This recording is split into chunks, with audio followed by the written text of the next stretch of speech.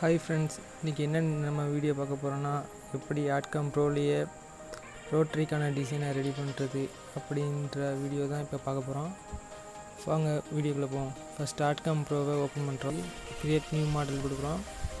Height வந்து இப்படியே 800 with 400 கொடுத்துட்டு ஓகே கொடுக்குறோம். ஆட்காம் ஓப்பன் ஆயிடுச்சு. ஃபஸ்ட்டு ரெக்டாங்குலர் பாக்ஸு கிரியேட் கொடுக்குறோம். வித்து 400 கொடுத்துக்கிறோம். ஹைட்டு வந்து 600 கொடுக்குறோம். கிரியேட் கொடுத்துருங்க. க்ளோஸ். இப்போ இதை சென்டருக்கு கொண்டு வரணும். சென்டருக்கு கொண்டு வர்றதுக்கு F9 கொடுக்கலாம். இல்லைனா மவுஸ்லேயே இது கிளிக் பண்ணிங்கன்னா சென்டர் வந்துடும். அடுத்து இன்னொரு பாக்ஸ் ஓப்பன் பண்ணிக்கிறோம். இதுக்கு வந்து வித்து வந்து 100 கொடுக்குறோம். ஹைட்டு வந்து 600 கொடுக்குறோம். கிரியேட்டு க்ளோஸ் கொடுத்துருங்க. இந்த பாக்ஸை வந்து இப்போ 3 செல்லாக பிரிக்கிறோம். 1 2 3 4 பிரிச்சிட்டோம்னா இப்போ ஒரு பாலி லைனை வந்து இந்த ஒரு பாக்ஸுக்கு கார்னரில் வச்சுட்டு மேலே உள்ள பாக்ஸுக்கு கார்னரில் வச்சுருங்க. ஒரு கிராஸாக ஒரு இது டிகிரி மாதிரி அதுவே ஆட்டோமேட்டிக்காக வந்துடும்.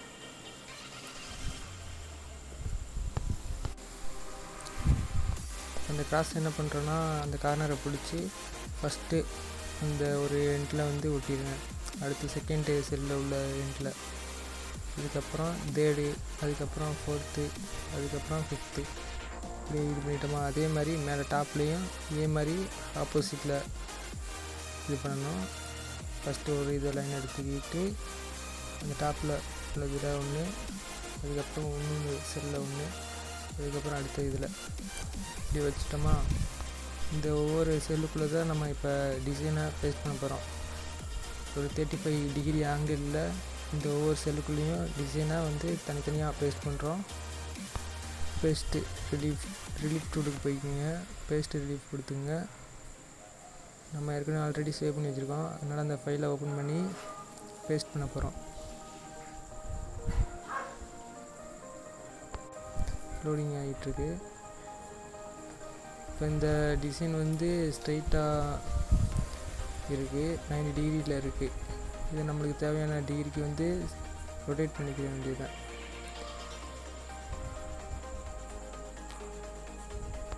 ஃபஸ்ட்டு அதை சைஸை மாற்றிக்கிறோம். வித்து வந்து ஒரு 80 கொடுத்து அப்படியே கொடுத்துருங்க. சைஸை மாற்றினதுக்கப்புறம் இப்போ ரொட்டேட் பண்ணணும். 3D வந்து இதுலேயே ரொட்டேட் பண்ணிக்கலாம். ஒரு 36 வச்சு நான் ஒரு 34 வைங்க. அப்ளை கொடுத்துருங்க. இப்போ வந்து அந்த லைனில் அந்த டிகிரிக்காண்டி இருக்கான்னு செக் பண்ணுறோம். அந்த பாயிண்ட் எல்லாம் ஒரே மாதிரி ஸ்ட்ரைட்டாக இருக்கான்னு பார்த்துங்க. கொஞ்சம் கூட குறைஞ்சிச்சுன்னா நீங்கள் டிகிரியில் வந்து அட்ஜஸ்ட் பண்ணிக்கலாம். ஒரு -0.5 இப்படி கூட. அப்படி அட்ஜஸ்ட் பண்ணுறது கொஞ்சம் கஷ்டமாக இருந்துச்சுன்னா ஒரு லைனை மட்டும் கிளிக் பண்ணிவிட்டு மீட்ரு வெக்டார் டூலில் மீட்ரு இருக்கும், அதை செலக்ட் பண்ணிவிட்டு ஒரு 2 to இன்னொரு 2 வச்சிங்கன்னா அதோட டிகிரி என்னென்னு காட்டிடும். ஆங்கிள் 56.31 டிகிரி இருக்குது. அப்படின்னா நம்ம இந்த டிசைனில் கூட அப்படியே டைப் பண்ணிக்கலாம். ரொட்டேஷன் ஆப்ஷன் போய்ட்டு டிகிரி வந்து டைப் பண்ணிக்கலாம். இப்படி இல்லைன்னா கூட மேனுவலாக பண்ணணும், கூட மேனுவலாக ரொட்டேட் பண்ணிக்கலாம். இப்போ நம்ம ரொட்டேட் பண்ண டிசைனை வந்து அப்படியே இந்த ஒவ்வொரு செல்லாக பிரிச்சுருக்கோம்ல, அதில் வந்து பேஸ்ட் பண்ண போகிறோம். ஃபஸ்ட்டு வந்து அந்த பிரிச்சிருக்கிற லைனை வந்து செலக்ட் பண்ணிக்கோங்க. செலக்ட் பண்ணிவிட்டு அதுக்கு ஆப்செட் கொடுத்துக்குறோம். ஃபஸ்ட்டு ஆப்செட் போய்கிட்டு ஆப்செட் டிஸ்டன்ஸ் வந்து ஒரு 7 mmக்கு வந்து 7 mm டிஸ்டன்ஸ் கொடுத்துக்குறோம். அதுக்கப்புறம் ஆப்செட் டைரக்ஷன் வந்து போத் சைடு கொடுத்துக்குறோம். அதுக்கப்புறம் ஆப்செட் கொடுத்துக்குறோம். க்ளோஸ் கொடுத்துக்குறோம். இப்போ போட்ட ஆப்செட்டில் வந்து அந்த டிசைனை வந்து எடுத்து வைக்கிறோம். எடுத்து வச்சுட்டு அந்த சைஸு கரெக்டாக இருக்கான்னு பார்த்துக்குறோம். இல்லைனா ஸ்கேலில் கூட சேஞ்ச் பண்ணிக்கலாம். அதோட சைஸு அப்படியே குறைச்சி அதுக்கு தகுந்த மாதிரி ஸ்கேல் பண்ணிவிட்டு அதுக்கப்புறம் பேஸ்ட் பண்ண போகிறோம். இந்த சைஸை மாற்றும் போது கொஞ்சம் கரெக்டாக மாற்றிக்கிங்க, இந்த லைனுக்காண்டி இருக்கிற மாதிரி. அப்போ தான் நம்ம ரொட்டேட் பண்ணும்போது கரெக்டாக அந்த ஜாயிண்ட் எல்லாம் சேர்ந்து ஃபுல்லாக ஒரே டிசைனாக வரும். இப்போ நான் அந்த டிசைனை வந்து ஒரு செல்லில் வந்து பேஸ்ட் பண்ணிட்டேன். பேஸ்ட் பண்ணிவிட்டு பாருங்கள், பேஸ்ட் பண்ணிட்டேன். இந்த கார்னர் வந்து கட் ஆகிடுச்சு. கட் ஆகிட்டு அதில் வந்து இப்போ டெப்த்தை மட்டும் சேஞ்ச் பண்ணிக்கிறேன். 6 mm வச்சு பேஸ்ட் பண்ணுறேன். பேஸ்ட் பண்ணிட்டேன். இங்கே இது என்ன சைஸில் பேஸ்ட் பண்ணியிருக்கோன்னா அதே இது எங்கே கட் ஆகுதோ அந்த சைடு வந்து அதோட டாப் இருக்கிற மாதிரி பேஸ்ட் பண்ண போகிறேன். இப்போ அதையே அப்படியே லெஃப்ட் சைடு வந்து நகர்த்தி அதோட மேலே கட் ஆகிற இடத்துக்கு கொண்டு வந்துடுங்க. கொண்டு வந்துட்டு இந்த ஆப்செட் லைனில் வந்து லேசாக டச் ஆகிற மாதிரி வச்சுட்டு பேஸ்ட் பண்ண போகிறேன். இப்போ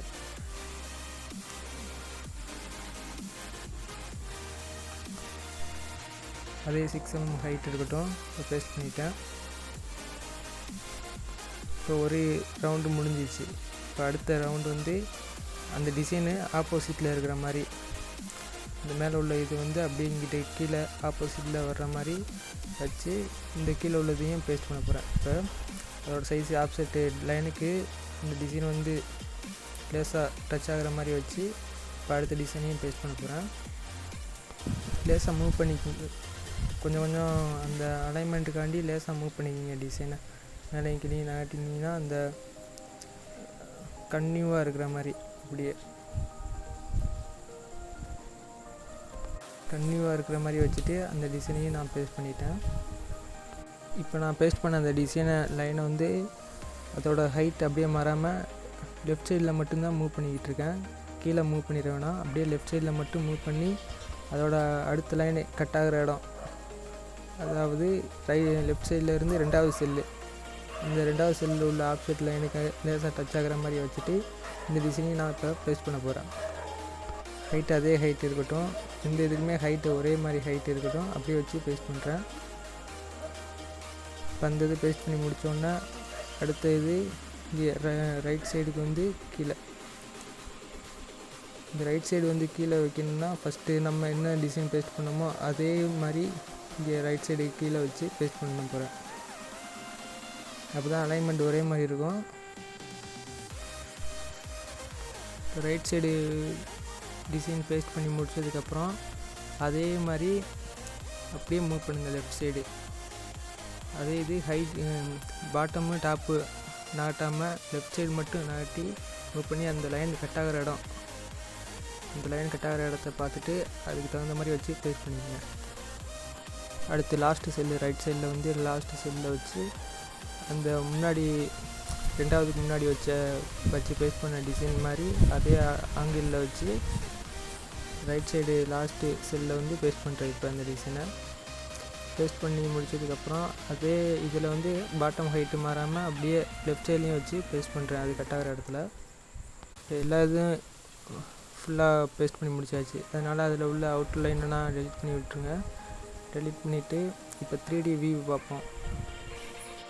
3D வியூ பார்த்து முடிச்சதுக்கப்புறம் இப்போ ரிலீஃபில் போயிட்டு ரிலீஃப் டூலில் போயிட்டு கிரியேட்டிங் கொடுத்துங்க. ஓகே கொடுத்துங்க. எக்ஸ் சைடு தான் இப்போ நம்ம ரொட்டேட் பண்ண போகிறோம், அதனால் எக்ஸை வந்து செலக்ட் பண்ணிவிட்டு ஓகே கொடுத்துருங்க.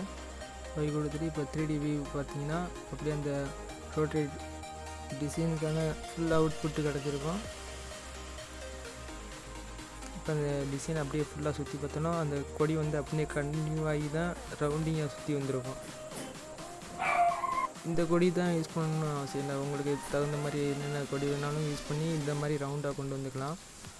ரவுண்டாக கொண்டு வந்ததுக்கப்புறம் இதை டூல் பாத் போட்டு அதுக்கப்புறம் சிஎன்சி மிஷினில் கூட ரன் பண்ணிக்கலாம். இப்போ இதில் வந்து வெறும் டிசைன் மட்டும்தான் இருக்குது, வெறும் ரிலீஃப் டிசைன் இந்த கொடி டிசைன் மட்டும்தான் இருக்குது. அதனால் அந்த கொடி டிசைன் மட்டும் தனியாக பிரித்து காட்டுறதுக்காண்டி அது சென்டரில் வந்து இப்போ எக்ஸிட் லைன் கொடுக்க போகிறோம். எக்ஸிட் லைனுக்கு வந்து ஃபஸ்ட்டு ஆர்ச்சை செலக்ட் பண்ணிங்க. ஆர்ச்சை செலக்ட் பண்ணிவிட்டு அதோடய ஹைட் வந்து 6 mm வச்சுங்க. 6 mm வச்சு அப்ளை கொடுத்துட்டு க்ளோஸ் கொடுத்துருங்க. இதில் உள்ளாக்க போட்டிருக்கிற பாக்ஸை கிளிக் பண்ணிவிட்டு ஆப்செட் வெளியே ஒரு 6 mm கொடுத்துட்டு அதை ஜீரோ ரீசெட் கொடுத்துட்றோம். அதுக்கப்புறம் இந்த உள்ளாக்க உள்ள லைன்லேயே எக்ஸ்ட்ரூட் இப்போ கொடுக்க போகிறோம். இந்த ஆர்ச்சி செலக்ட் பண்ணிங்க. செலக்ட் பண்ணிவிட்டு மேஜை லிஸ்ட்டு கொடுத்துட்டு எக்ஸ்ட்ரூட் கொடுத்துட்றோம். ரவுண்டு வந்து விழுந்திருக்கும். இப்போ மேலே உள்ளது மாதிரியே இப்போ சென்டரில் உள்ள லைனுக்கும் ஒவ்வொரு லைனுக்கும் நம்ம ஏற்கனவே ஆப்செட் போட்ட லைன் இருக்குல்ல, அந்த லைனை கிளிக் பண்ணிவிட்டு இப்போ அதே ரவுண்டு லைன்லேயே எக்ஸியூட் இப்போ கொடுக்க போகிறோம். எக்ஸியூட் கொடுத்தாச்சு. இது அப்படியே 3D வியூவில் பார்ப்போம். 3D வியூ பார்த்தா இப்படி தான் வரும். இந்த ரவுண்ட் அப்படியே அந்த கொடிக்கு மேலே வந்து ஓப்பனாக தான் இருக்குது அந்த ஏரியா ஸ்பேஸு. அதனால நீங்கள் அதில் வந்து ஒரு 10 mm வந்து ஷேப் எடிட்டரில் வந்து ஸ்டார்டிங் ஹைட்டு கொடுத்து வச்சுக்கலாம். இல்லைன்னா வேறு டிசைன் எதுவும் ரவுண்டிங்காக பால் மாதிரி வர்ற மாதிரி எதுவும் டிசைன் இருந்துச்சுனாலும் அதை தூக்கி கூட வச்சுக்கலாம். இப்போ நம்ம ஃப்ளாட்டாக வச்சு இது பண்ணியிருக்கோம். அதோட ஃபுல் அவுட்புட்டையும் பார்த்துட்டோம், 3D வியூவையும் பார்த்துட்டோம். இப்போ நம்ம டூல் போடணும்னா இப்போ நீங்கள் 4 ஆக்சிஸ் மிஷின்னா அப்படியே ரவுண்டிங்காக வச்சு டூல் போட்டுக்கலாம். அதே வெறும் 3 ஆக்சிஸ் மிஷின் மட்டும் இருந்ததுன்னா ஒவ்வொரு செல்லாக பிரித்தோம்ல, 4 செல்லாக பிரிச்சுருக்கோம். அந்த 4 செல்லையும் ஒவ்வொரு செல்லுக்கு ஃபஸ்ட்டு டூல் போட்டுக்கோங்க. அது ஒரு சைடு அந்த ஒரு கட்டையில் வந்து ஒரு சைடு மட்டும் ஃபஸ்ட்டு ஓட்டுற மாதிரி இருக்கும். அதுக்கப்புறம் இன்னொரு சைடு வந்து இன்னொரு செல்லுக்குள்ளே டூலை போட்டு அதுக்கடுத்து இன்னொரு பக்கம் ஓட்டுற மாதிரி இருக்கும். மிஷினில் தனித்தனியாக 4 பக்கம் சுற்றி ஃபிட் பண்ணிவிட்டு அதுக்கப்புறம் ஓட்டுற மாதிரி இருக்கும். ஒவ்வொரு இதையும் தனித்தனியாக 4 சைடு ஓட்டினா தான் இப்போ பார்த்தா ஃபுல் டிசைனும் முழுசாக வரும் அந்த இதுக்கு. இப்போ ஃபுல்லாக எப்படி அந்த ரோட்டரிக்கான 3D டிசைன் பண்ணுறதுன்னு ஃபுல்லாக தெரிஞ்சிருப்பீங்க. இது பண்ணும்போது ஏதாச்சும் டவுட்னா கூட கமெண்டில் கேட்டுக்கங்க. சரி, அவ்வளோதான். ஓகே, பாய்.